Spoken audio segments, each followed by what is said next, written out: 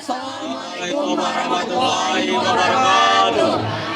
Perkenalkan, kami dari kelompok 3 ingin memperkenalkan diri. Saya Rahma Siti Fadila. Saya Satya. Saya Alika Rarati Bastia. Saya Saskia. Saya Fadlan Satyakila. Saya Arkana Melverin. Saya Halo Kak, sebelumnya dengan kakak siapa? Halo, saya Bunga. Hai, aku Cika. Namaku Claudia. Sadar. namanya Bertia. Saya ini ada tugas sekolah, saya ingin bertanya wawancara tentang anti korupsi. Pertanyaan pertama, apa yang kakak tahu tentang anti korupsi?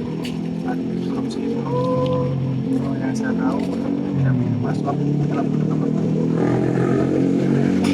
Anti korupsi itu menurut saya suatu perbuatan atau tindakan manusia yang menolak, maksudnya menolak disuap atau seperti perampok atau KKN seperti itu. Jadi anti korupsi itu tentang penolakan Sesuatu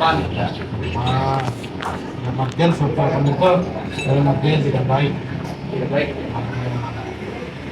Ya, anti korupsi menurut saya yaitu tindakan menolak keras akan adanya tindak pidana korupsi di negara kita ataupun di sekeliling kita. Menurut aku anti korupsi itu kayak anti penyuapan gitu ya. Menurut saya anti korupsi itu suatu tindakan dan perlakuan yang menentang korupsi. Gimana cara kita tanggung jawab atas pencegahan korupsi di negara kita? Pencegahan kan? Iya. Kita tuh bersikap jujur, berani dalam membuka suara kita gitu. Terus pokoknya jangan takut. Selalu bersyukur dengan apa yang udah kita punya. Ya, yang pastinya menerapkan sikap-sikap seperti berani, adil, bertanggung jawab akan diri sendiri, terus bersikap jujur, juga mandiri. Jadi dengan sikap-sikap tersebut kita juga tahu akan kemampuan diri kita dan juga bisa mengetahui bagaimana sih korupsi itu. Cara mempertanggungjawabkan dengan cara atau apa ya? Dengan cara mereka menyerahkan diri kepada Tuhan yang wajib atau melaporkan kepada pihak-pihak yang berwenang. itu cara Bagaimana cara bertanggung jawabnya? Langkah kita itu sebagaimana kita tidak menerima suap yang dalam bentuk apapun, uang, barang yang hanya berkepentingan untuk diri sendiri. Jadi kita konsisten aja kepada diri. Kayak jujur aja, tanggung jawab, kayak berani buat ngomong sih, kayak terbuka gitu ya. Terbuka. Kalau contoh tanggung jawab dalam pencegahan korupsi rendah menurut aku kayak nyontek gitu mungkin di kelas. Contoh penanggapan korupsi yang di tingkat rendah sementara itu negara memberikan sanksi moral dan non moral. Karena pertama itu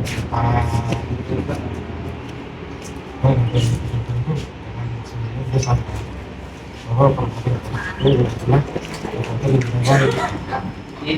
Upaya pencegahan anti korupsi itu di ranah masyarakat ya.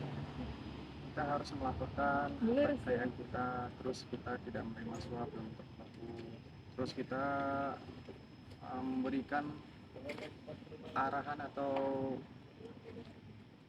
pendidikan ke jenjang SMA ataupun SMP dan sebagainya. Menurut saya kalau untuk tingkat rendah itu kita menanamkan dalam diri kita tuh sikap yang jujur, yang pasti jujur itu mungkin yang udah terendah ya.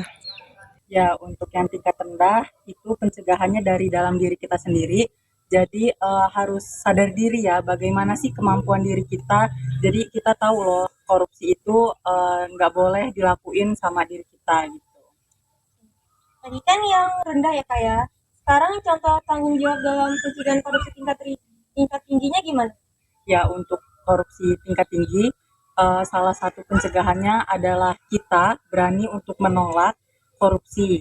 ya itu bisa secara langsung atau tidak langsung. Seperti kita ini kan anak muda, jadi bisa tuh kita menentang korupsi melalui media sosial yang seperti memberi himbauan kepada teman-teman, terus juga kayak memberitahu kepada teman-teman bahwa korupsi itu nggak bisa kita lakuin gitu loh.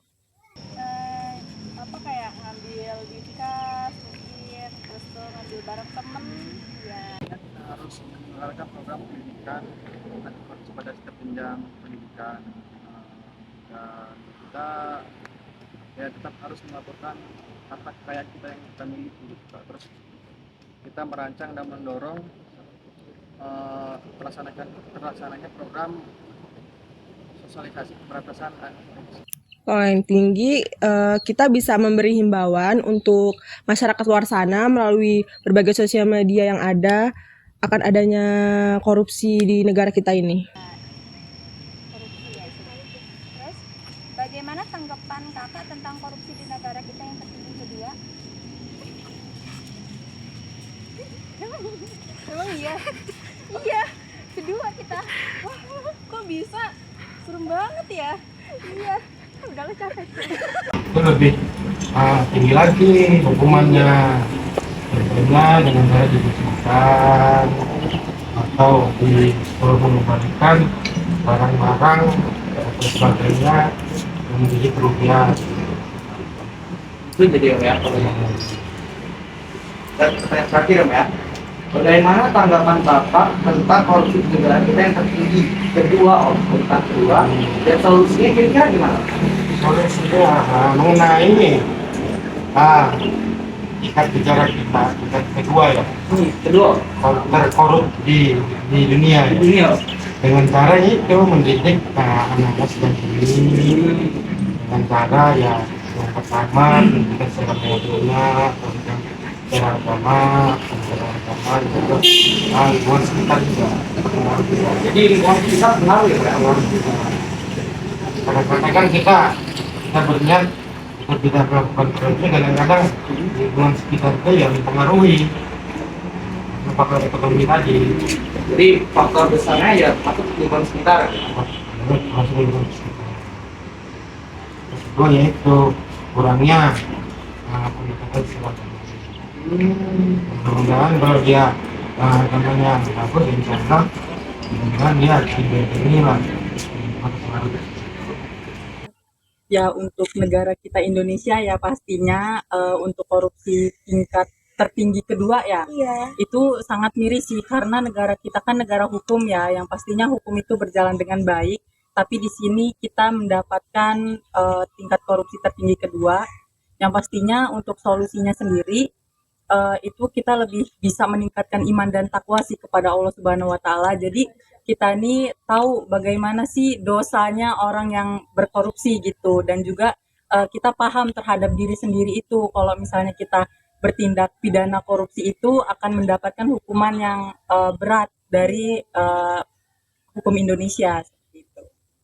Tanggapan saya no comment. Cuma kalau solusi kayaknya untuk kita sebagai warga negara itu lebih menenangkan sikap yang jujur. Pokoknya selalu bersyukurlah apa yang udah kita punya tuh jangan selalu merasa kurang atau serakah. Terus selektif dalam memilih pemimpin segala hal.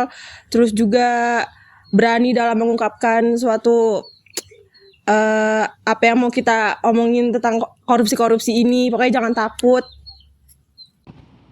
Untuk tanggapannya, Indonesia ini sangat hebat sekali dengan kejujuran, apalagi tentang korupsi. Solusinya ya kesadaran yang melakukan korupsi itu untuk tidak melakukan korupsi lagi untuk Indonesia maju ke depan. Terus perkembangan Indonesia agar Indonesia menjadi lebih baik.